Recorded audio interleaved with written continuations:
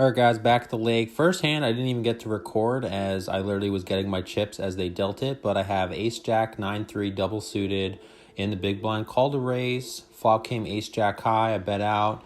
Turn brought a brick, bet 100, got a call, and I checked on the river when it brought in the front door flush and somehow won. So, good start here.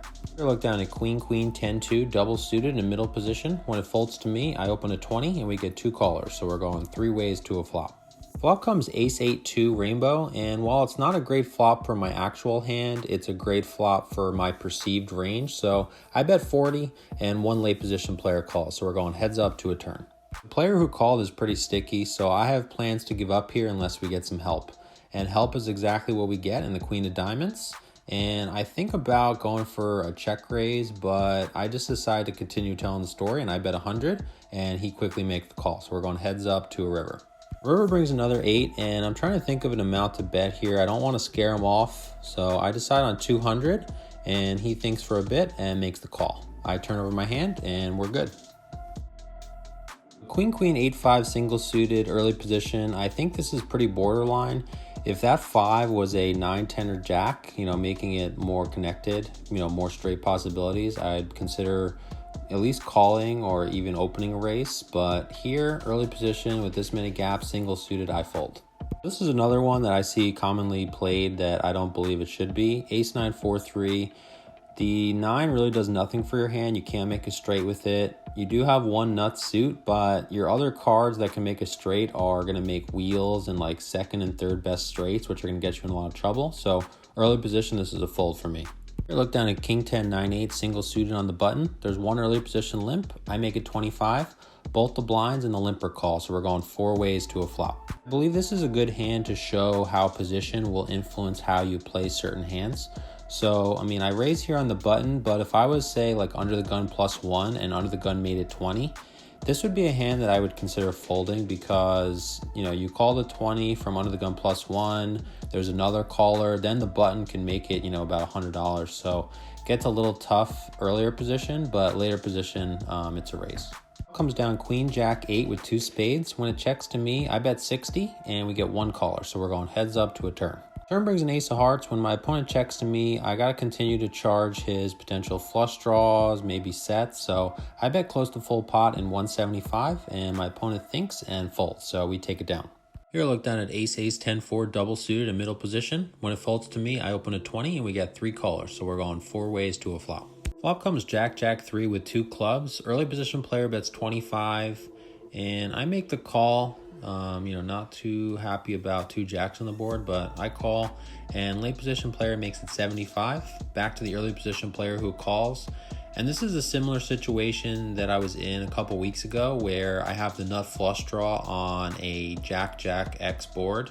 And it's really not that great to draw to a flush when you assume someone has trips. So I decide to fold here. Here look down at 10-10, 8-8, double suited in early position. Folds to me, I open a 20. We get four callers, then the small blind 3 bets to 120, back to me. I really strongly considered going for the 4-bet shove, but this is a player, he's pretty solid. He actually just sat down. This is his first hand, so it's pretty unlikely he's going to be making a move here. So I kind of know what I'm up against. So I make the call, and there's two other callers, so we're going four ways to a flop. Looking for a good flop here. We do not get it in queen 6-2 rainbow. As expected, the original raiser pushes for his remaining 380, and I fold. Here look down at queen, jack 8, double suited in the small blind in a straddled pot. Under the gun limps, late position player makes it 30. Back to me, I decide to 3-bet to 115, trying to isolate. This player who raised, he's the wealthy businessman type, and he just lost a bunch of big pots, so leads me to believe he's just kind of raising pretty wide here. And I don't get the isolation as the next player calls for less all in, and then the two players after him call. Back to the original raiser who pushes for about 500, back to me. Despite the fact that he just re-jammed all in, I still am going with my read that he's just playing pretty wide, looking to mix it up. When you're stuck, we've all been there. You make some pretty poor decisions trying to get back even in a hurry. And so I just go with it and push, and the other two players with chips call as well. So we're going five ways all into a run out. Well, out comes ace 8-7 with 2 hearts, so obviously didn't want to see the ace, but at least I do have a additional pair plus the flush draw. Turn brings a 2 of diamonds, obviously no help to me, and the river brings 2 of hearts, so it gives me the flush here.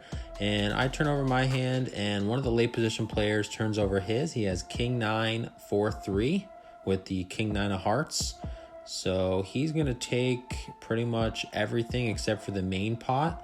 And the main pot's going to go to the short stack who had ace 8-8-3. So looks like I might have actually had the best hand until the river. You didn't see it on camera there, but the other late position player had king 9-9-3. And the original raiser, he said he had king high, and I don't know what else he had. So king 9-4-3 is going to take it down. Shortly into my second buy-in, I look down at king 9-4 double suited in middle position.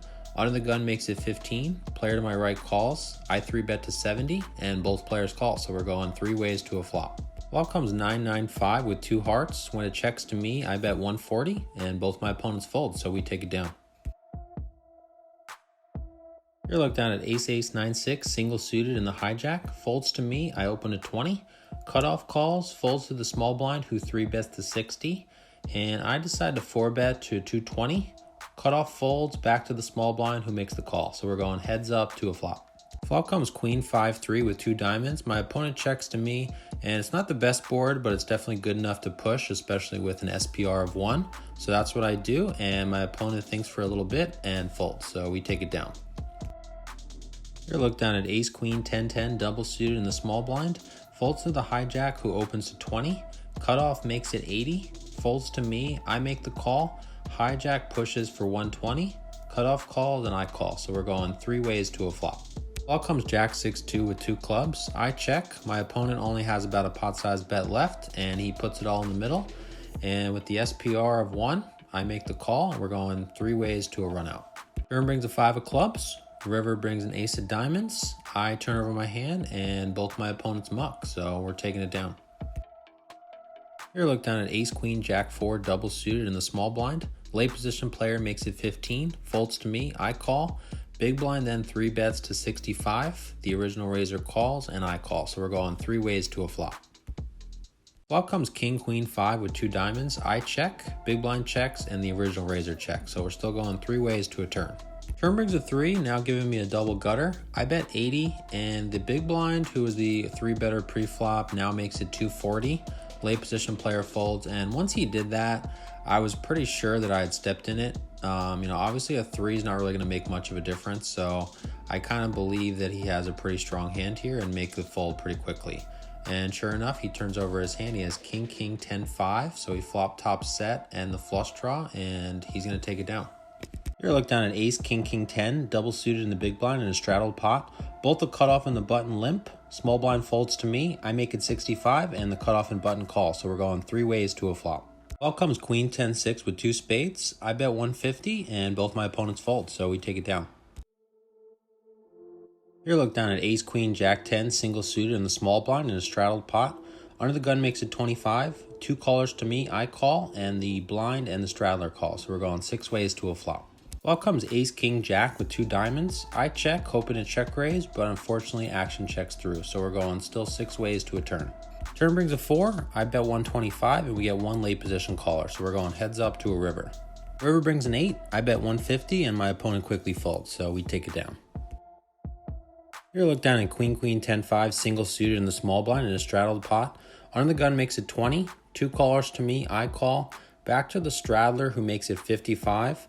And there's 3 calls to me, and I go ahead and make the call. So we're going 5 ways to a flop. Flop comes ace 7-2 rainbow. I check. Checks one of the late position players who bets 250. Folds to me, and I fold.